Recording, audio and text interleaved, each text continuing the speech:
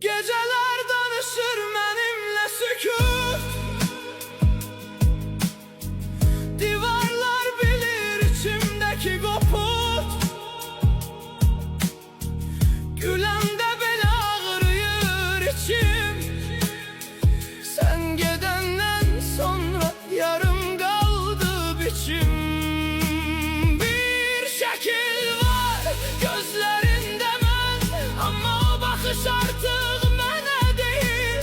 Kırılmış ümidləri yıldım bir bir, senin geçme deyə bilmediğin yerimden.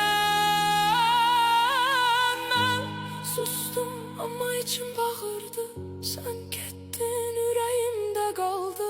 40 hikaye yaz